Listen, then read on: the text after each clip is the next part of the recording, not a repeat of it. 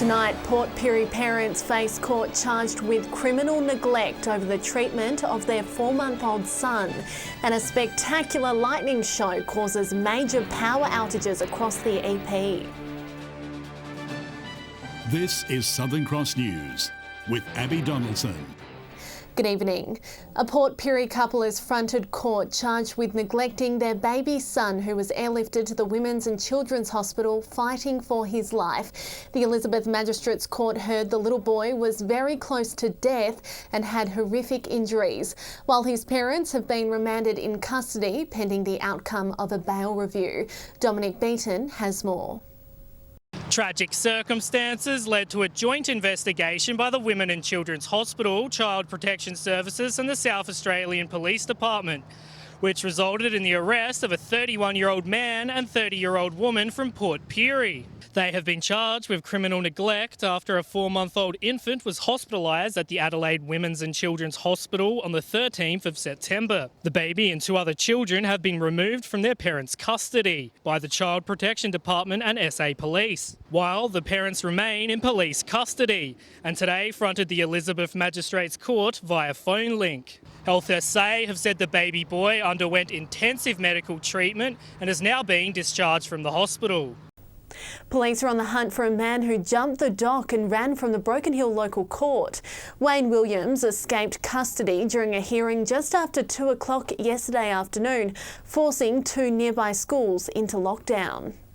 From prisoner to escapee in the blink of an eye, Wayne Williams was just about to leave Broken Hill Court following his mid-afternoon hearing on Thursday when he bolted from the room. He's jumped out of the dock and run out the front door. The police prosecutor and corrective services personnel did give chase but couldn't catch Williams. He was last seen running down Bromide Street wearing green shorts and a green t-shirt. His lawyer stunned with what happened. He was being led out of court to go back into the cells. I would have gone and spoken to him about the magistrate's decision. He was given time served, so he was eligible to make a bail application. So it was quite surprising because it was really something he didn't need to do. 2 nearby primary schools were forced into lockdown as police and corrective services commenced a citywide manhunt. So far, no trace of Williams has been found. Miss Story says his family was in the courtroom when he escaped. Because they were very upset. They had no idea that he was going to do that.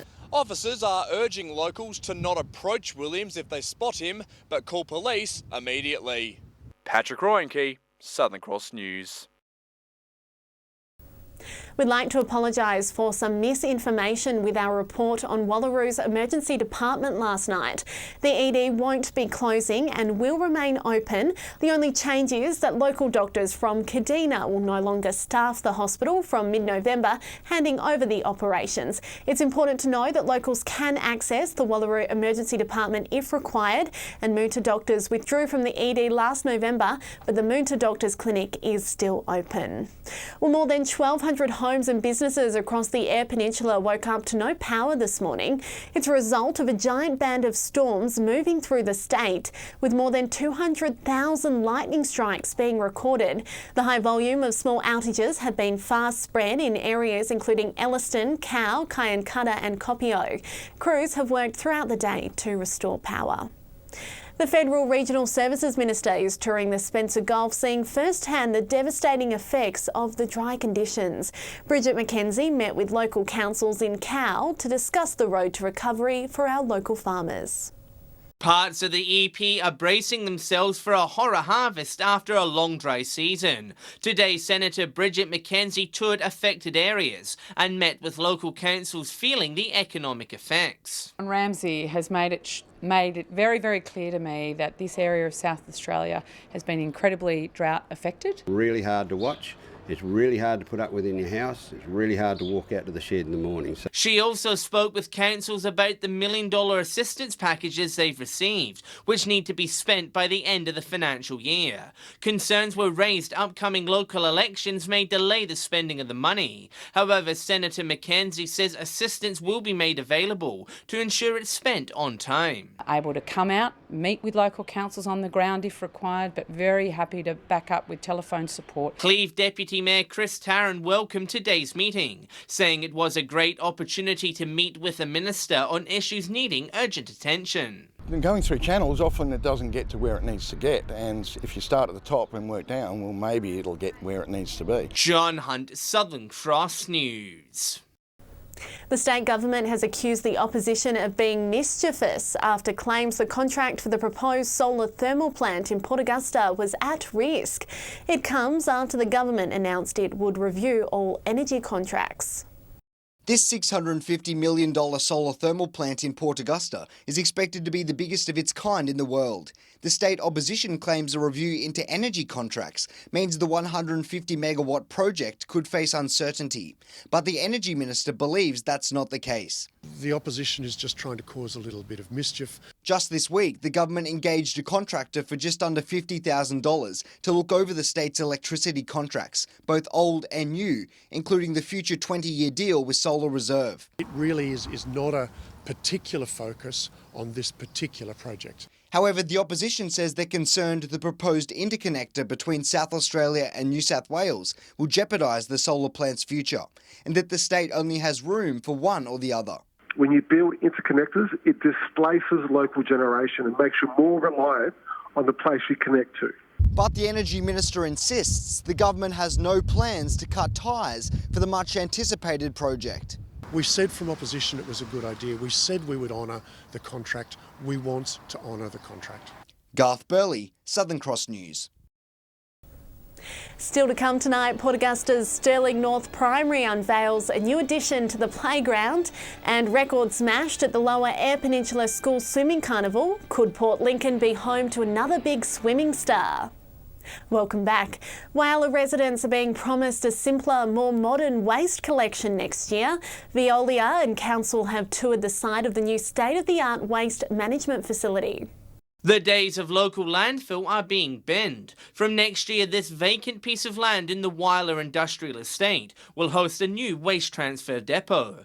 Operators Veolia says recycling will be a major focus. We live on a small planet, finite resources. It's all about improving environmental outcomes by increasing recycling. The new facility will cater for residential and industrial waste, while all but eliminating landfill in the Whyalla area. Mr Taylor says it'll be a simpler system. The waste experience a bit more user-friendly, cleaner, easier for them to use. And any leftover material will be sent to their regional site at Glenfield on the EP. Consolidating some of the regional smaller landfills into a properly engineered, environmentally secure landfill. Whyalla Council says moving to this system will reduce costs and permits associated with the dump and give residents a better experience. Get to as a community to this concept of zero waste. Clean site, there's not rubbish blowing around, there's no dust. John Hunt, Southern Cross News. Well, cruise ships are fast becoming a popular choice for holiday makers, with more ships than ever booked to visit Port Lincoln. Now the Tourism Commission and businesses want to capitalise on this market to boost the local economy.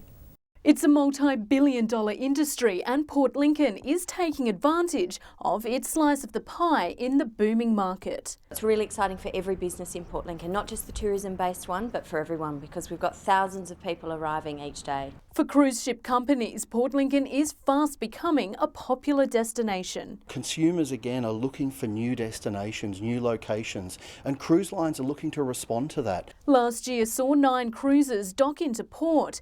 This year's cruise season is set to begin this month, with a total of 13 ships booked in for a visit. And for the first time, one of those ships will be docked for an overnight stay. That's a really big deal, because what it means is it gives those visitors more independence, the opportunity to have a bit of a further look around. And so I think that's a great thing for the community. And today the Tourism Commission looked at ways to boost regional visitation and expenditure into the future. It's about talking to industry, talking to operators, talking to local government. What are the areas that are really going to drive the visitor economy as we head towards 2030? This vision for 2030 is just fantastic to be able to put some really good strategies in place to help everyone achieve really good economic return for the community. Casey Trelaw, Southern Cross News. Stirling North Primary has a new addition to the playground, with the school unveiling a bright new mural. Students and teachers lent a helping hand to create the masterpiece, which took just a few weeks to complete. A new mural on show in the schoolyard. It's been an amazing mural for us to be able to be involved in. The colourful landscape was funded by the energy company behind the proposed solar thermal plant, Solar Reserve. The Solar Reserve have been given a lot of support from the Port Augusta community, and just thought a mural would be a wonderful way to give back to the community in a hands-on way. The artist behind the incredible design is Wilmington local Joel Plevin, who mapped out the outline of the painting and gave the 330 students and staff the paintbrush to fill in the colours. A lot of kids were involved in it, and there was 21 colours, so a few to work out.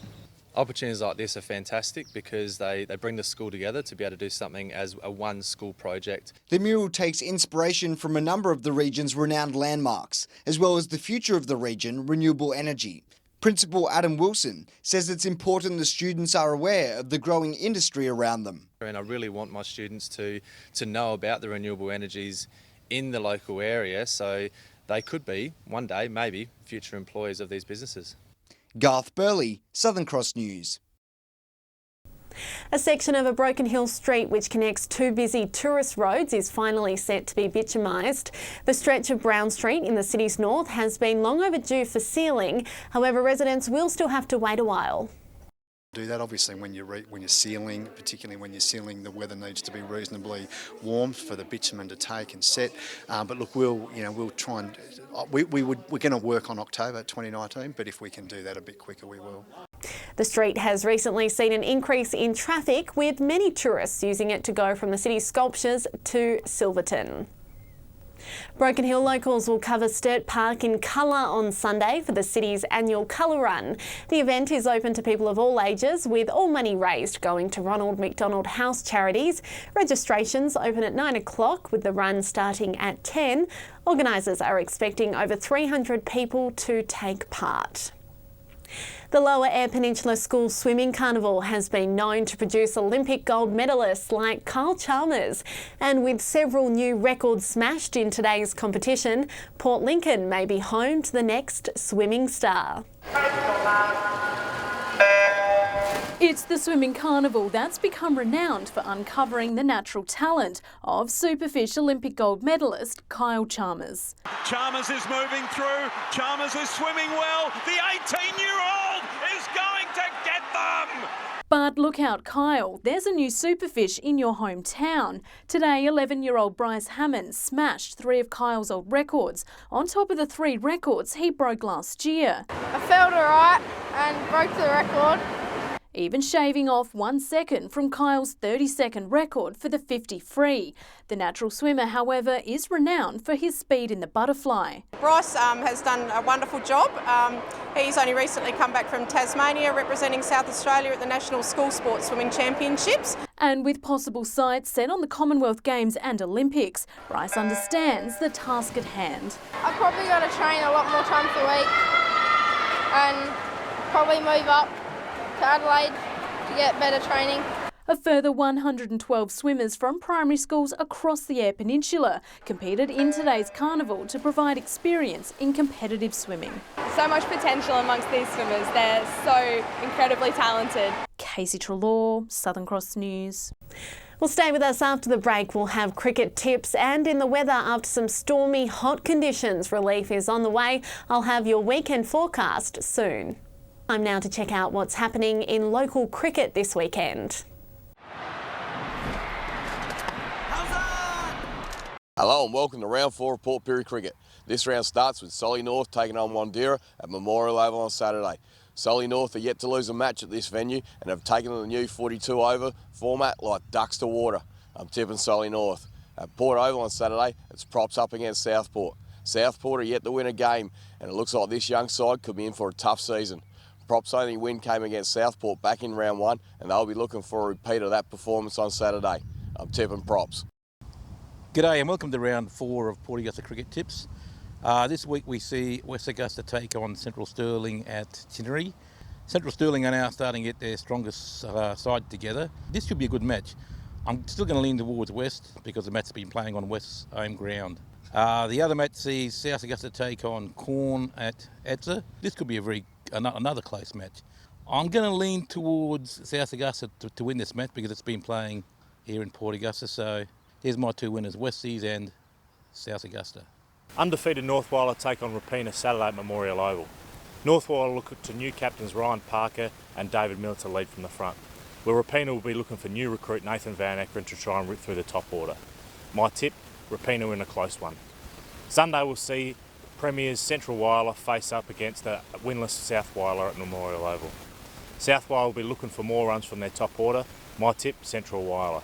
Welcome to this week's Portland Cricket Tips. First game sees Charlton and Waybacks at Poole Oval. Charlton had a really good win last week against Tasman. Going to pick Charlton to get up in this one. In the next match, Tasman's travel out to Wongaree to take on SES. SES flying at the moment and Tasman's haven't got a win on the board. Probably going to stay that way at the moment. And in the final game of the round and match of the round, Todd River versus Lincoln South at Centenary. This will be a great game. Going to tip Todd River to get up in this one. Should be a great round of cricket. Thanks for listening to Portland Cricket Tips. Bracknell Cricket moves into 40 over mode this weekend with the two unbeaten sides, North and South, meeting each other at the Zinc Oval. I think the Northerners may get up, but the heart will be with South. In the other game, Central's and West yet to record a win for the season. Should be a very good game, but I'm tipping Central's experience to come to the fore here in a fairly entertaining game. And time now to take a look at what's happening in the weather. Well, we saw some thundery conditions around the Gulf today, plenty of lightning, Port Augusta reaching a top of 35 degrees. On the satellite, extensive areas of cloud moving in from the northwest with a series of low pressure troughs generating some patchy rain and a few thunderstorms. On the waters for your Saturday, southwesterly winds up to 15 knots, seas at 1.5 metres with a south-southwesterly swell.